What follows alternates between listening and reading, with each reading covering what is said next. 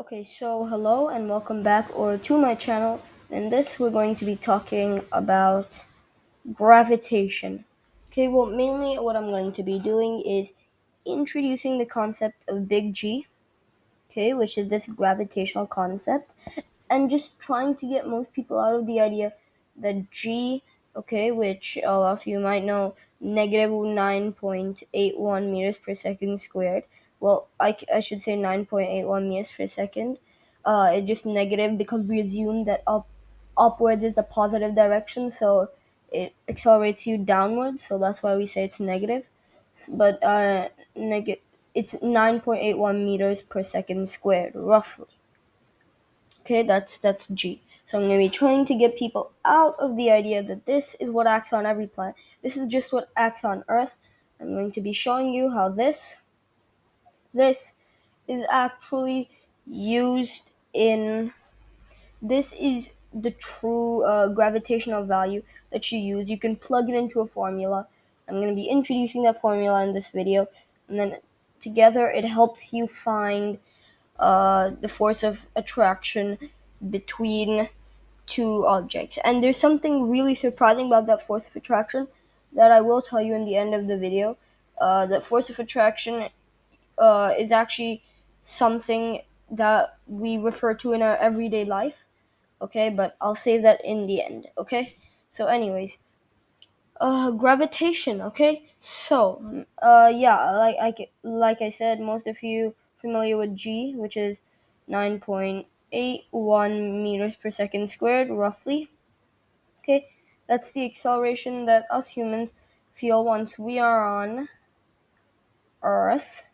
Okay, the planet, and once we stand on it, or once we jump, the acceleration that we feel, okay, is the acceleration that we get is 9.81 meters per second squared. Okay, that's what we experience.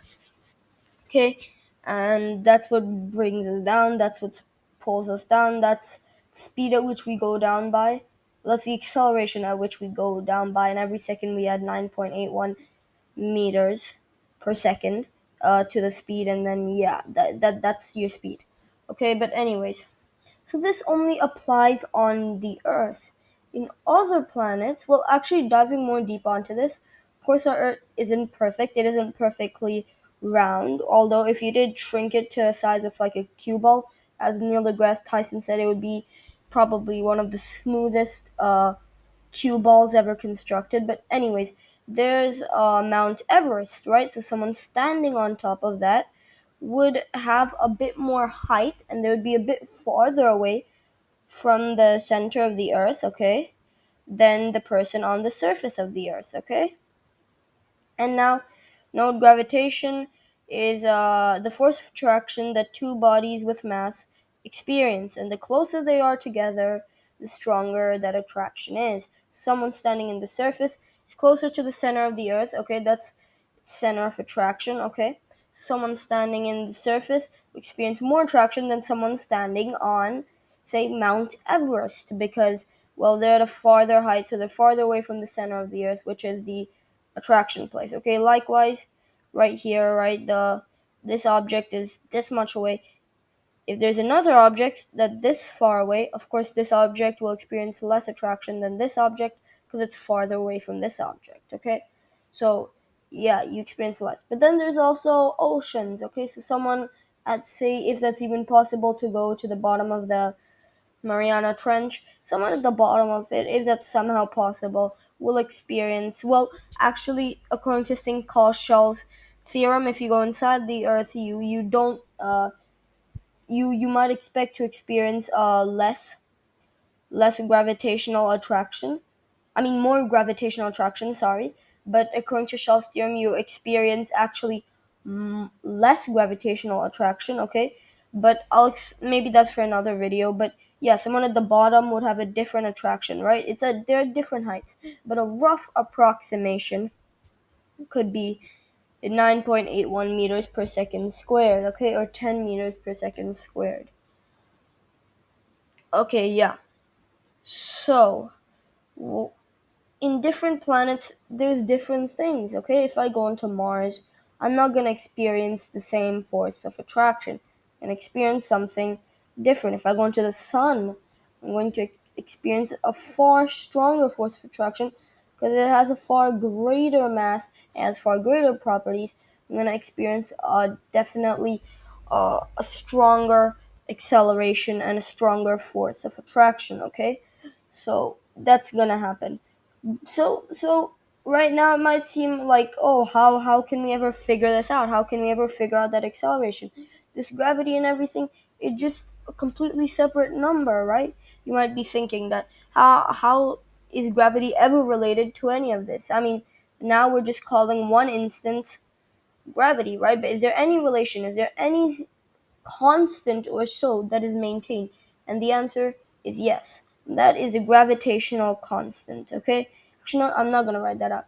The gravitational constant is written as big G, okay? And it is roughly equal to this really small number. Roughly 6.67 times 10 to the power of negative 11. Okay, the units, I will actually derive the units later in this video. Okay, but because I can't, actually, yes, I can remember the video. The units. It's Newton per meter squared over kilogram squared, I believe. Let me just search that up to recheck. Units. Yes, it is. Okay. But of course, you don't need to memorize this. I know how to derive this, okay? How to end up with these units. That's why that's the important thing, not memorizing. But, anyways, this is a constant, okay? And this remains the same for every single planet, for every single object that you go by. Once you have this, all you need to do is you need to multiply by a bunch of other factors that contribute to the force of attraction and divide it by a few other factors. And once you do that, you can figure out the force, okay? Truth is, gravity is just an instant. This number is just solely on our Earth, okay? In reality, the thing that applies to every single planet is just this gravitational constant, this big G, okay? And that you have to use a formula to find the force of attraction between two objects. And I will introduce that, okay? That force of attraction is to find the gravitational force that, say, this human experiences on the sun.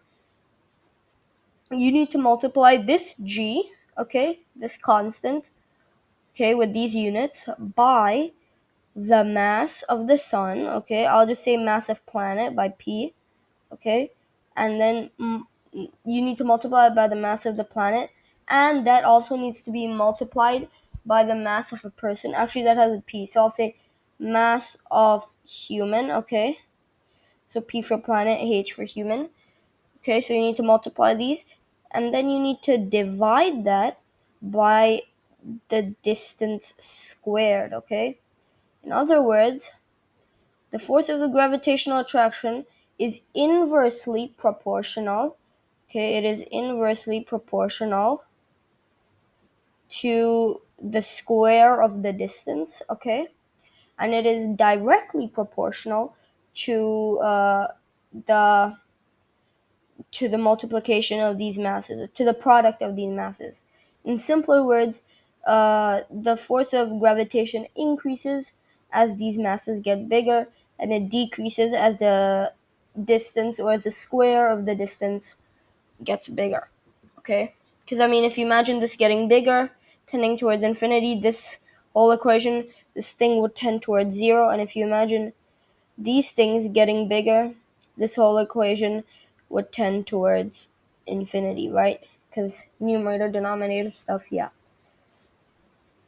But that's that.